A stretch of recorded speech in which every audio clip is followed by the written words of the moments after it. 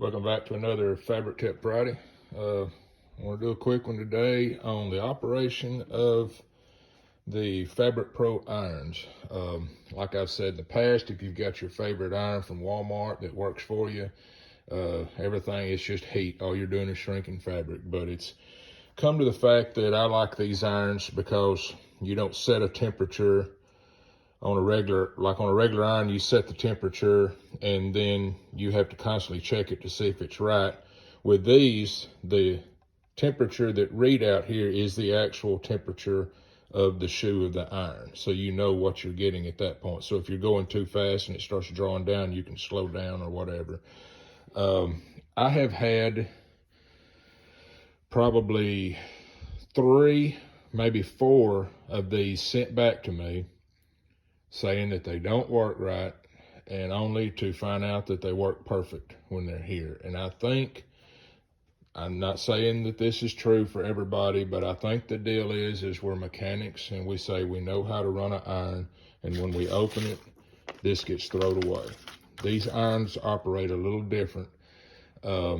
Number one, like I said, it's got a very good temperature control that's reading this out, and I tend to just go ahead and use that as my number.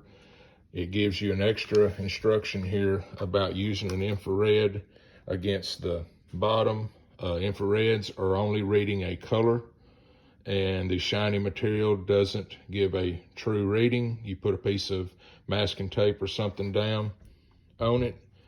With that said, I have 3 infrared temperature guns here in the shop, and with this set at a certain number, the 3 guns, all 3 were within 30 degrees. So that's too wide of a range for me to even trust the temperature, the infrared gun. I just usually go by that. If you did enough of it, you know when the fabric starts to get that certain smell and the steam kind of coming off of it when you're getting it to where it needs to be. With that said, I'm just going to go through it real quick. It comes with this silicone pad as you're working. You don't need to set them up. You can set it flat on this pad and it'll be fine. But where a regular iron, you got your mark where you normally see it at about 350 or whatever, and you go to that mark and you say, that's where I'm going to iron it. With these, when you plug it in, it's going to do its little setting, and then it's going to rotate to low. And that just means it's at its lowest setting. This dial under here does not have a stop. It just rotates clockwise to go up, counterclockwise to go down. So as soon as I start rotating it to the left, let's see, the temperature starts to go up. That doesn't mean it's what the temperature is. That's its setting point. Let's just say I rotate it to, let's just say 200 degrees. It's going to set for 3 seconds, and then it's going to go back to low. And when the blue light comes on, that means the temperature is on its way up, and it's rising, and it's just reading low. At some point, it will start reading the temperature as it's coming up.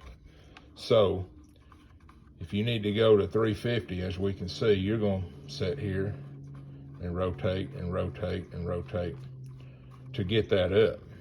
Let's just say we're going to set it 250. It's going to set for 3 seconds.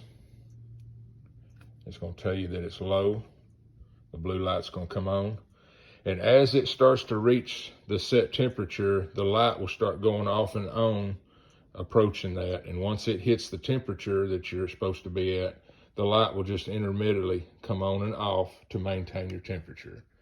So that's kind of just a different setup on the way the new irons work. The instruction says, you know, you can just unplug. See, we're at 234. It's working its way up, and it's starting to blink.